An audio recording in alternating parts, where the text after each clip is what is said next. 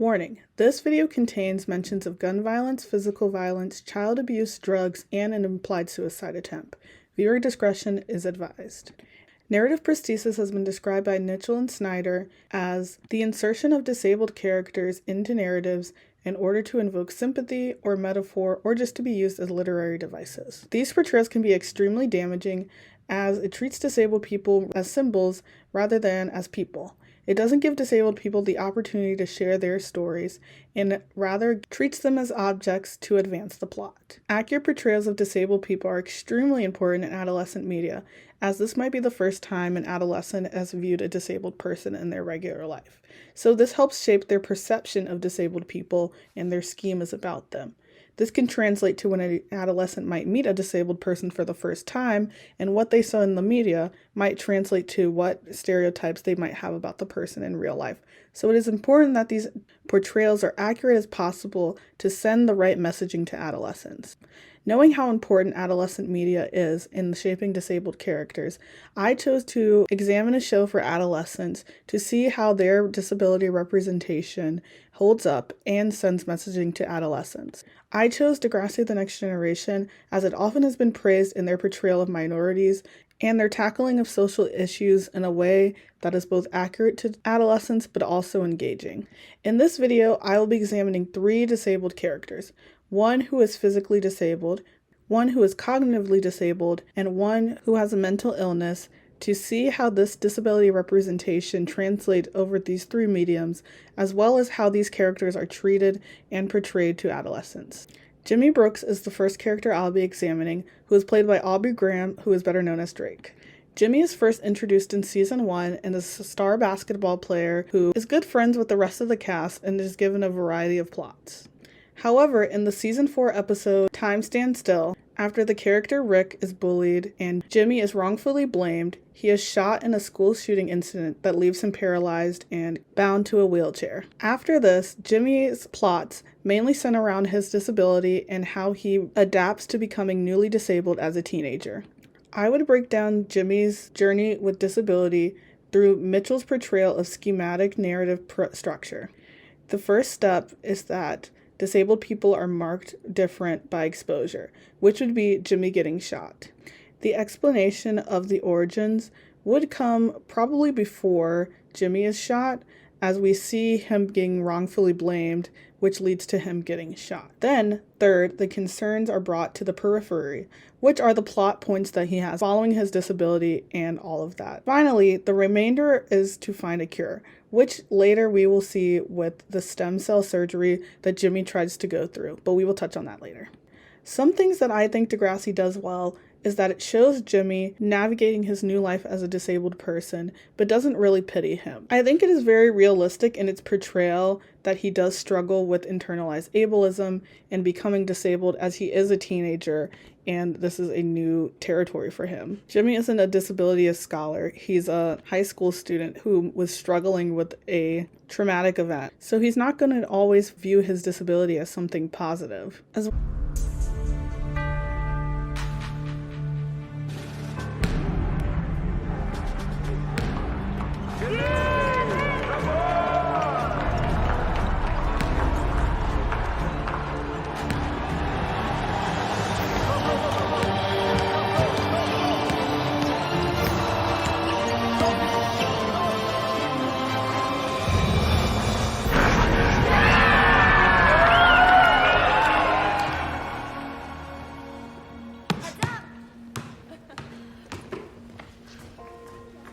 Well, Jimmy is seen having many relationships and even exploring his sexuality in the show, which is something that disabled characters are often not given the chance to do, being shown in analysis in Cripples, Bastards, and Broken Things.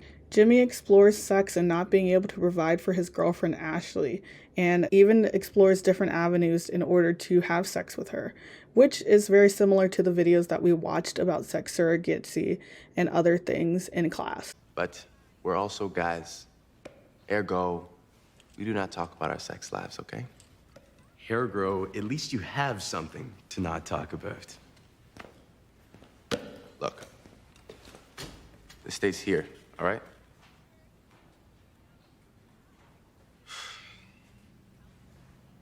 The mind is willing, but the body... Dude, since the shooting, it just hasn't been the same. The other time you had an erection, were you in the moment then? I'm not attracted to my physiotherapist. It just happened. I understand. Jimmy, it's good that you had some activity. It just seems a little involuntary. You know, not there when you need it, there when you don't. Like waiting for a bus. Yeah. Look, there are options for erectile dysfunction. I think this is extremely positive to show because it shows disabled people not as asexual and that these are people who actually want to have romantic relationships and do have sex. Why do guys only think about one thing? I'm thinking about a lot of things. What if I can't ever? Then we deal with it. Who cares? I care, Ashley. I'm a virgin. Do you get it? Do you know what it feels like to know that your epitaph is going to read Jimmy Brooks, crippled virgin? I mean, I can't walk, I can't run, I can't dance, I can't play basketball. I can't even make love to you. But you can, Jimmy. However, I do think Degrassi does fall short in the narrative of compulsory able-bodiedness. Jimmy's main goal is to walk again, which he is a teenager, so it's not shocking that that would be his goal. However, to adolescents, this might show them that the main goal of people who become disabled is to walk again, which for many is not. Many of Jimmy's later plots focus on him wanting stem cell surgery in order to walk again. This narrative shows that the main goal of disabled people is to become independent and to seek some type of normalcy again. I do not fault the character of Jimmy for wanting this, as he was formerly walking and he is a teenager, so he kind of wants his old life back. However, I do think Degrassi does show a scene that explains this perfectly. Model a team plays in. Yeah, Dad, this isn't helping me. Well, how can I help you? I just want you to win, son.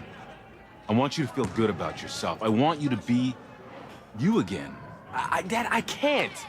That's impossible. I'm in a wheelchair, okay? I'm never walking again. I know, son. No, you don't. Because you keep trying to bring this old Jimmy back. This star player, the athlete. That Jimmy is gone. That Jimmy got shot.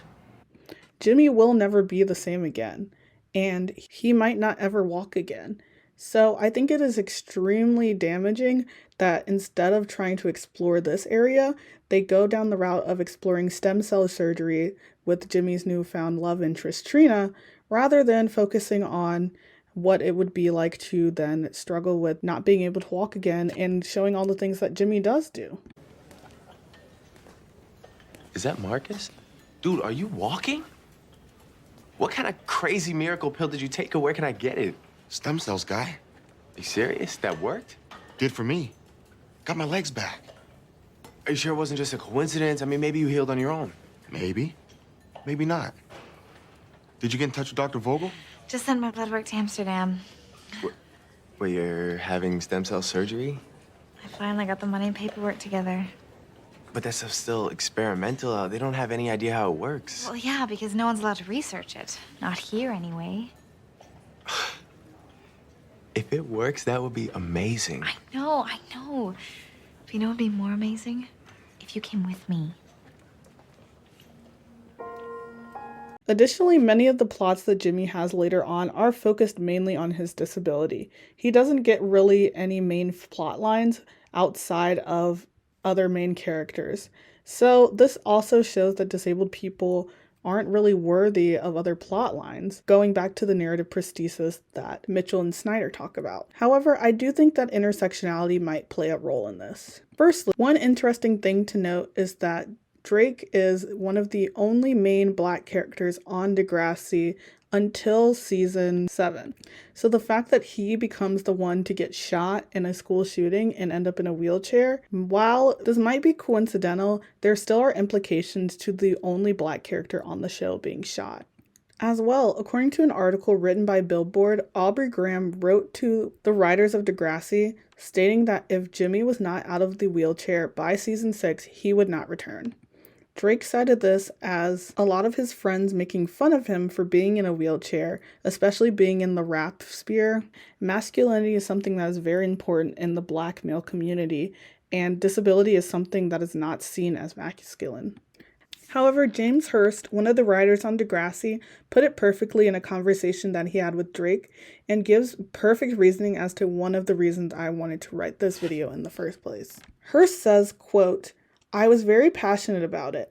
I said, Aubrey, there's some kid somewhere in a wheelchair who's completely ignored and who's never seen themselves on television, never gets representative. I need you to represent this person. You're the coolest kid on the show, and you can say there's nothing wrong with being in a wheelchair."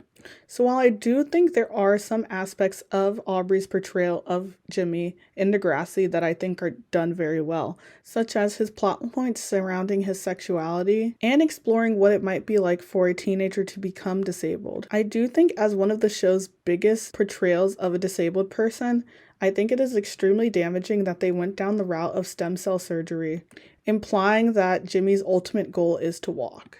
But this portrayal is extremely complicated when you tie in the intersectionality of race, so therefore this makes this character a lot more complex than what is surface level. The next character I will be talking about is Shane McKay, who is actually one of the main characters on Degrassi Junior High and Degrassi High, which takes place before the events of Degrassi: The Next Generation. Shane is a character who becomes a father early on in the show, but his involvement with disability comes when he takes LSD at a concert and ends up falling or jumping off a bridge. It is unknown which. This fall leaves him cognitively disabled and unable to attend school with the rest of the students. Shane only appears one other time to talk to his mother of his child, Spike, who no longer wants to date him and tries to avoid him in the school. Yeah, maybe we can go to the mall or something. Yeah, okay, because I have to buy something anyway, like a Do you? restaurant. Yeah. Like maybe the biscuits or something. I don't know. That's great. Because, you know, Yeah. keep walking. Forget about it. No, I was thinking I should talk to him. You're just wasting your time. Why? Why don't you just forget about him? No, I'm gonna talk to him. You're making a mistake. So, don't you go to school? I go to a special school. People like me. Luke says you're way better. You want to go to a movie sometime? I don't think so. Why not? I just don't think we should. Dumb jerk! Shane, I'm really sorry about what's happened. Let's go. But I think we both should get on with our lives. Come on, we have to go. I'm fine. Listen, maybe we can go have a coffee sometime or something and talk Come on. as friends. That would be nice. Okay, We're gonna be late for class. Come on, let's go. I gotta go. Bye. Bye. What are you doing? I'm just talking What are to you him. doing? Good morning, Degrassi. Great. As we approach summer, we all look forward to Tuesday. Shane is then reintroduced into Degrassi: The Next Generation when Spike's daughter Emma becomes curious about her father. After Spike refuses to allow Emma to learn any information about her father, she takes it upon herself to go search for her father. Em, what's going on? I'm his stepdaughter. I only have one dad, and he's not here. Shane? Yeah. He's had nothing to do with you for 10 years.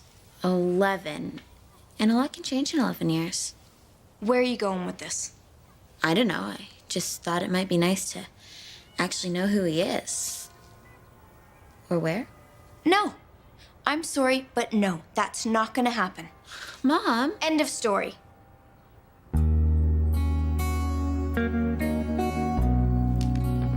Honey, one day you're just gonna have to tell her the truth. Yeah. Emma finds out that her father has been put in assisted living after he becomes cognitively disabled, which he was placed there by his parents. It is revealed that Spike forbids Emma to see her father because of fear that he would be too violent towards her. Later, Shane then escapes from the assisted living facility to go find Spike, in which he is very upset to find out that she is pregnant and remarried, which causes him to have a meltdown.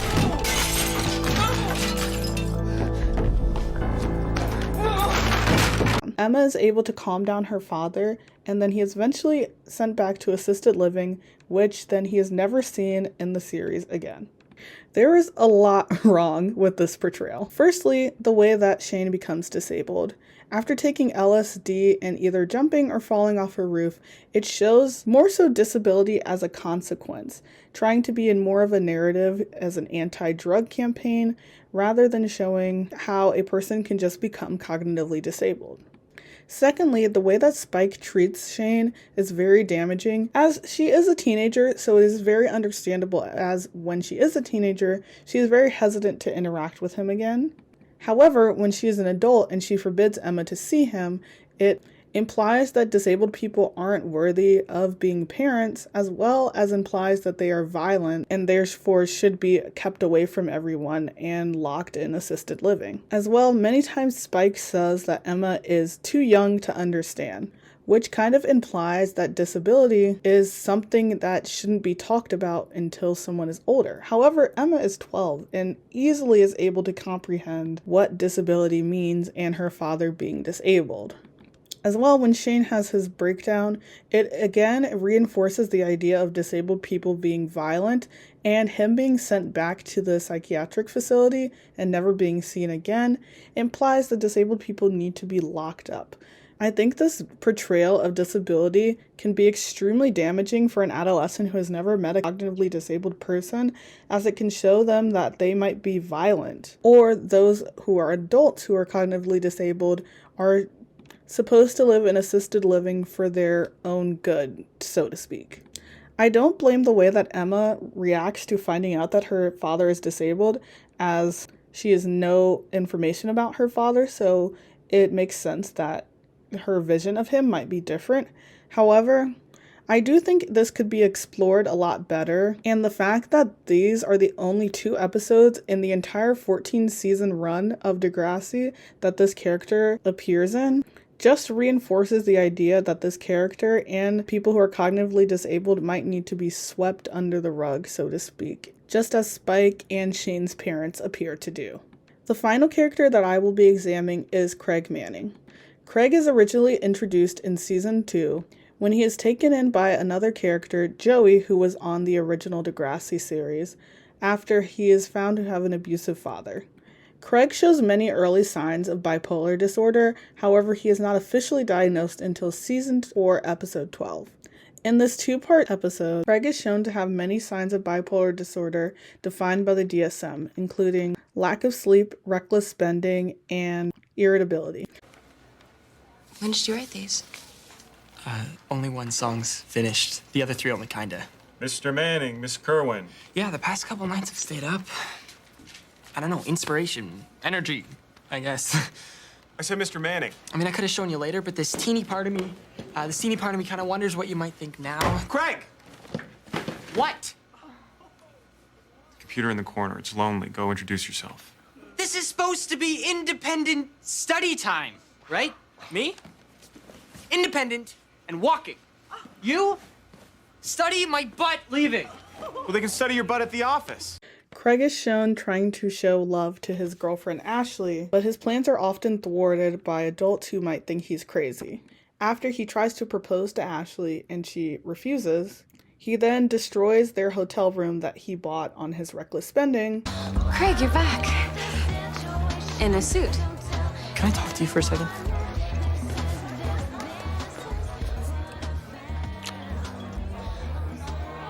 It's a ring. Yeah. It was my mother's. So it's your mother's ring.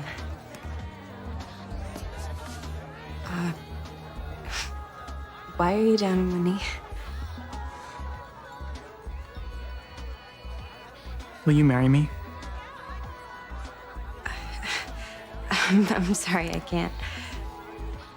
No, I actually want you to marry me. Craig, I'm sorry, no. Just Craig. I want you to marry me.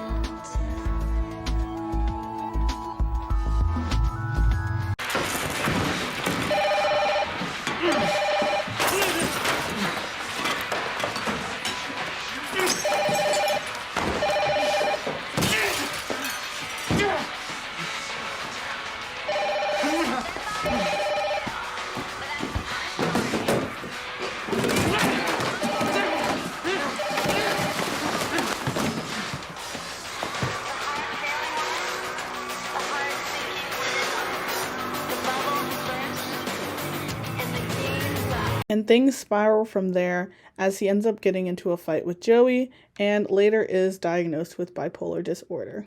Many of the symptoms that Craig is displaying are of a manic episode, which to an adolescent who might not know what a manic episode is, before Craig is diagnosed, they might appear to see him as crazy, which he himself even describes himself as in a later episode.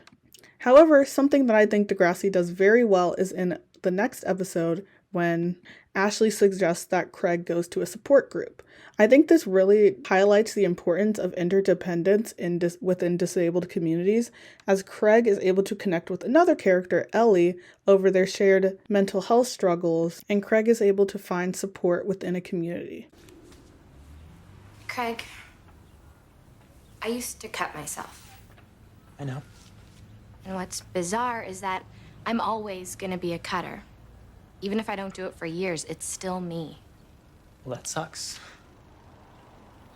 It just is. It doesn't matter how I feel or how anyone else feels. I'm bipolar. And apparently, it doesn't matter if I think that sucks either. Another episode that deals with Craig's bipolar disorder is near the end of season 4, when Craig has another manic episode after Ashley reveals that she will be going to England for the summer with her father.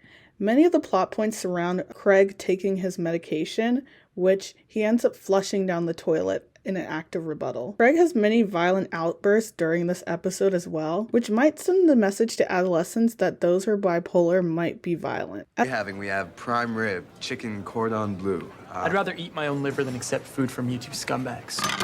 Manning, do I need to remind you that I'm holding a big, scary knife in my hand? Yeah? Watch your fingers. Did you take your pills last night? Don't ask me that. It's embarrassing. No, that was embarrassing.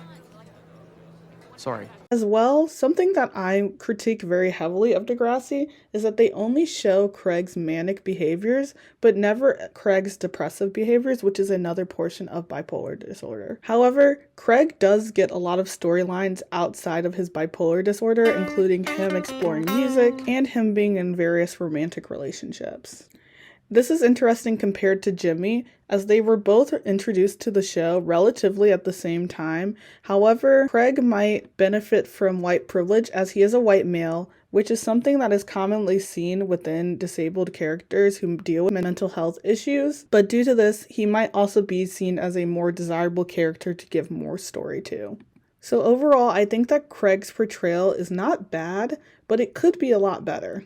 They don't really try to villainize him for having bipolar disorder. However, I do think there is a heavy reliance on the importance of medication, which some people in the disabled community might not want to take, and heavily pathologizing disability. As well, bipolar disorder might qualify under madness, which in the portrayals of Craig might equate madness to violence, as he has many violent outbursts throughout these episodes. However, I do really appreciate the emphasis on community and seeking help, which I think is often overlooked in many disabled stories. So overall, I think that Degrassi, while it does try very hard to portray disability in a way that is accurate, it does fall short many times as to what messaging it might be giving adolescents. I think that one thing that Degrassi could do a lot better is by exploring the narratives of disability with actual disabled writers and actors. As Becky McFarland says in Recovering Our Stories, stories are extremely powerful and have the potential to bring us together, to shed light on injustice committed against us, and they lead us to understand that not one of us is alone in this world.